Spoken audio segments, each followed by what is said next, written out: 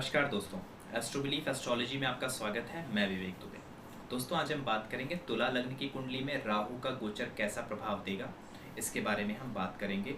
ये गोचर सितंबर 2020 में होने वाला है, जो कि इसमें आपको बता दूं राहु देवता आपके अष्टम भाव में आने वाले हैं और केतु आपके दूसरे भाव में। दोस्तों, गोचर बहुत ही सामान्य तौर पे होता है। किसी की कुंडली को अगर आप विशेषता देखना चाहते हैं तो उसकी कुंडली का विश्लेषण आपको कराना चाहिए, और ये एक जनरल व्यू होता है। इसे बहुत ज़्यादा आप दिल से लगा के ना रखें। दूसरी चीज़, जिसकी राहु की दशा चल रही होती है उस पर ये ज़्यादा सटीक बैठेगा, या फिर किसी ऐसे ग्रह की दशा आपकी चल रही है जिनका जो ग्रह आपके कुंडली में राहु के नक्षत्र में बैठा हुआ है, तो ऐसा हो सकता है कि आपके ऊपर ये गोचर ज़्यादा सटीक बैठे। तो गोचर एक सामान्य रूप से देखिएगा। हाँ, ये आपके जीवन में कुछ डिसीजन लेने में काफ़ी मदद आ सकता है। इस लिहाजे से इसे ज़रूर देखिए। जैसे मैंने हमेशा कहा है, ज्योतिष जो है आपको एक डायरेक्शन देती है। बस आपको उस डायरेक्शन को समझना होता है, आपको उस डायरेक्शन को कैसे ले जाना ये आपके ऊपर होता है दोस्तों। तो आगे बढ़ने से पहले एक छोटी सी इन्फॉर्मेशन दे देता हूँ दोस्तों।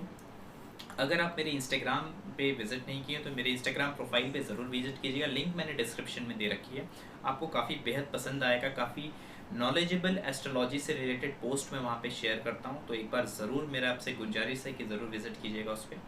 आफ्टर दैट, जो आपके जीवन से रिलेटेड जो मुद्दे होते हैं, यानी कि शादी हो गई, वेल्थ हो गया, आपके जीवन की प्रॉपर्टी हो गई, इवन जो भी जैसे कि वेल्थ को कैसे देखना है, मैरिड लाइफ को कैसे देखना है, राहु केतु को कैसे समझना है चार्ट में, इन सब से रिलेटेड आप कौन सा जेमस्टोन पहनना है, इन सब से चीज़ों से रिलेटेड मैंने ऑलरेडी वीडियोस दे रखे हैं मेरे चैनल पे। स्पेशल एस्ट्रोलॉजी वीडियोस, जेमस्टोन के वीडियोस, राहु से रिलेटेड वीडियोस आपको इजीली मिल जाएंगे। मेरे प्लेलिस्ट को ज़रूर चेक कीजिएगा।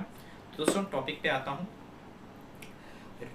हम बात कर रहे हैं तुला लग्न में राहु का गोचर। तो दोस्तों, तुला लग्न में राहु जो है आपके अष्टम भाव में आ रहे हैं, जहाँ पे 2 नंबर लिखा हुआ है वहाँ पे आ रहे हैं। अभी 3 नंबर जो है वहाँ पे हैं। सितंबर में वो आपके ऑलमोस्ट 23 ऑफ सितंबर को आपके सेकंड हाउस में आ जाएंगे, सॉरी 8th हाउस में आ जाएंगे, जहाँ पे 2 नंबर लिखा हुआ है।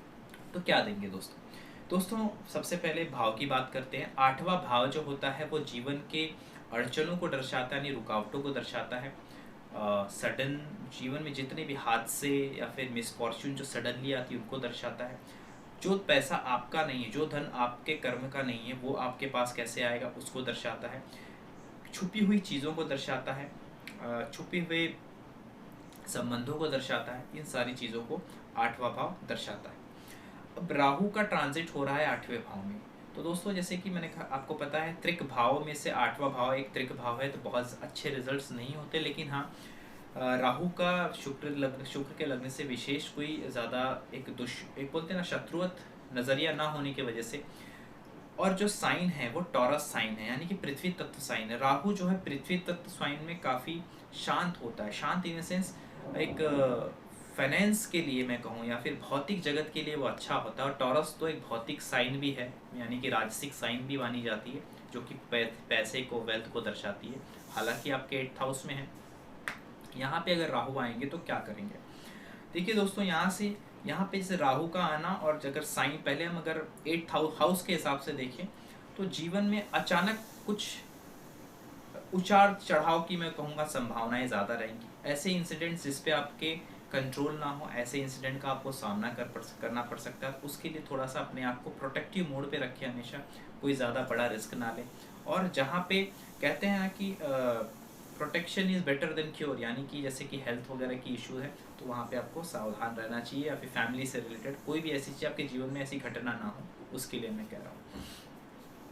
उसके बाद, जिसका भी राहु 6वें भाव में है, ध्यान से सुनिएगा, जिसका भी राहु 6वें भाव में है, 12वें भाव में है, पहले भाव में है, उसे विशेष सावधान रहना चाहिए। आपको सिर्फ से समझा रहा हूँ, जिसका भी राहु 6वें भाव में, 12वें भाव में और पहले भाव में है, उसे विशेष सावधान रहना चाहिए।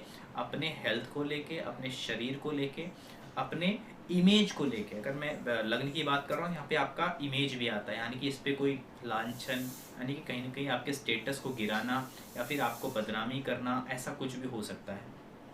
तो इन सब चीज़ों से आपको सतर्क रहना चाहिए।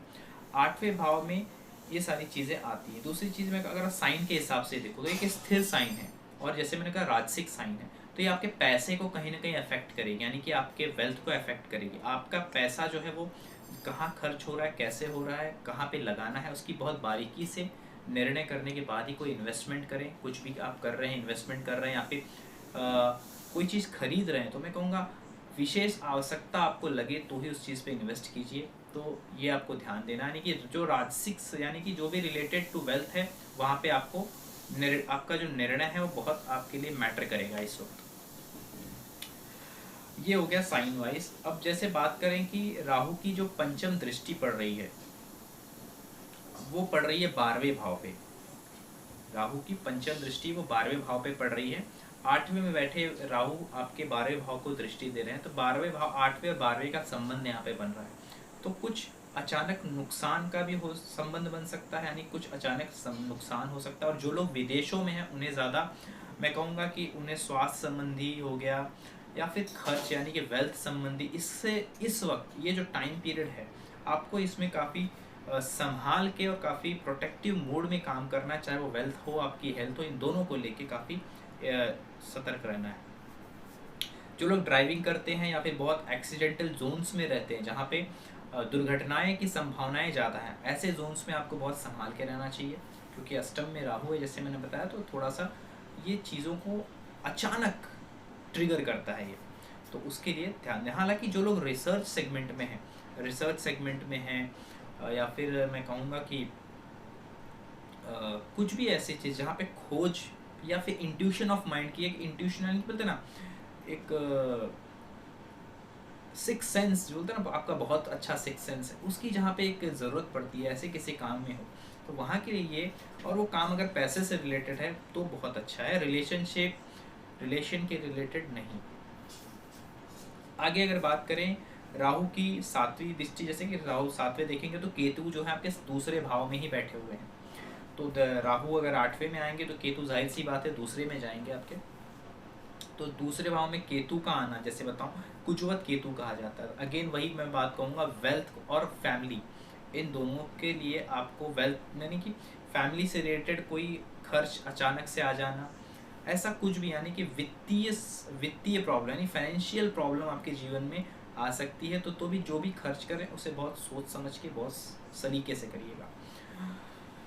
और अगर हम 9वीं दृष्टि की बात करें तो आपके चौथे घर पे पड़ रही है, जो कि जहाँ पे 10 नंबर लिखा हुआ है वो आपका चौथा घर है। जैसे कि 8 नंबर जो है आपका दूसरा घर है, तो जैसे कि 10 नंबर जहाँ लिखा है वो आपका चौथा घर है। चौथे घर पे राहु की दृष्टि पड़ रही है, तो अगेन ये 4-8 का संबंध बन रहा है, जो कि मेरे हिसाब से बहुत अच्छा नहीं है। माता से रिलेटेड चीज़ों को आपको बहुत, यानी कि माता की हेल्थ वगैरह का आपको विशेष ध्यान देना चाहिए मेरे हिसाब से। और कोई भी सेलिंग अगर आप कर रहे हो प्रॉपर्टी या फिर व्हीकल की, तो फिलहाल मेरे हिसाब से बहुत सोच समझ के अच्छी डील मिले तो ही कीजिएगा मेरे हिसाब से। और कोई नया घर वगैरह लेने का प्लान है तो फिलहाल कोशिश करिए अभी इग्नोर करने का। और ये जो चीज़ें मैं जो बता रहा हूँ, 4-8 का कनेक्शन, 4-8-12 का कनेक्शन, उसके हिसाब से अगर राहु जैसे मैंने कहा 6ठे 8वें 12वें, तब तो विशेष सावधानी आपको 100% लेनी चाहिए। अब बात करते हैं और क्या हमें देखना है। जिसका भी वीनस अच्छे जगह पे प्लेस्ड है, जिसका वीनस खास करके 11वें में प्लेस्ड है, उसके लिए कुछ हद तक ये बेनिफिशियल होगा, कुछ हद तक प्रॉफिटेबल होगा। जिसका वीनस 10th हाउस में है, जिसका वीनस जो है वो 10th हाउस में होगा, उसके लिए भी काफ़ी हद तक ये सिचुएशन राहु की एक पर्टिकुलर प्रॉफिटेबल सिचुएशन होगी, यानी कि उसको एक बेनिफिट दे के जाएगी, sudden benefit, sudden position gain, sudden कुछ प्रमोशन, ऐसा कुछ उसके साथ जीवन में अच्छा घटित होगा। जिसका वीनस अच्छी अवस्था में है, सूर्य से कंबस्ट नहीं है, याद दीजिए, ऐसा नहीं हो कि आपका सूर्य से कंबस्ट वीनस, तो वो खराब हो गया और ज़्यादा खराब रिजल्ट मिल सकते हैं उसमें, ध्यान दीजिएगा मेरी बात पे। उसके बाद आपके चार्ट में सूर्य चंद्रमा का पोजीशन अच्छा होगा, तो ये जैसे मैंने बताया कि बहुत अच्छी गोचर, जैसे मैंने कहा कि बहुत अच्छा गोचर नहीं बोल रहा हूँ मैं, तो स्टिल सूर्य चंद्रमा का पोजीशन अच्छा होगा, तो एक हद तक जो नेगेटिव इफेक्ट होता है राहु का वो काफ़ी लेवल तक कम हो जाता है। तो आपके चार्ट में सूर्य चंद्रमा की पोजीशन देख लीजिए, बिकॉज इस पर्टिकुलर ट्रांजिट में राहु जो है वो सूर्य और चंद्रमा के नक्षत्र से भी ट्रांजिट करेंगे, तो यहाँ पे बहुत इंपॉर्टेंट हो जाता है। जैसे कि मंगल का नक्षत्र आएगा, चंद्रमा का नक्षत्र आएगा और सूर्य का नक्षत्र। ये तीनों प्लैनेट की पोजीशन बहुत मैटर करेगी आपके चार्ट में।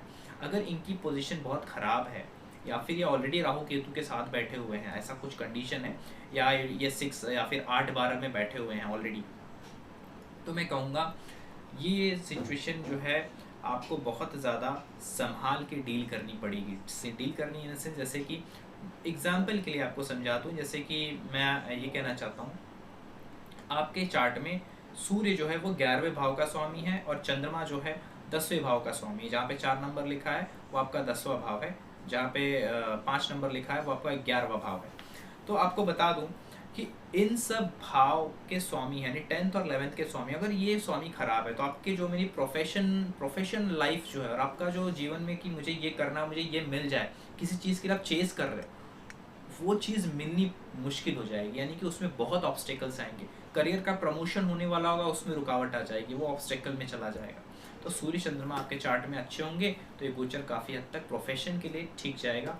अदरवाइज अदर सेंस में देखें तो कोई बहुत अच्छा मैं इस चार्ट पर्टिकुलर इस गोचर को मैं कहूँगा। हाँ, ठीक ठाक है। साइन के हिसाब से राहु टॉरस साइन में अच्छे रिजल्ट देता है, स्थिर साइन में कोई खास बुरा नहीं करता। अष्टम भाव में आया है, थोड़ा सा सावधानी से रहना ज़रूरी है। रिसर्च में है, जैसे मैंने कहा, सॉफ्टवेयर इंडस्ट्री में है, एथिकल हैकर वगैरह हैं, ऐसे कुछ इंडस्ट्रीज़ में काम कर रहे हैं, स्पाई हैं, तो उन सब चीज़ों के लिए अच्छा है। अदरवाइज़ थोड़ा सा ये सावधानी वाला समय है। तो दोस्तों ये था मेरा गोचर कैसा रहेगा आपके लिए।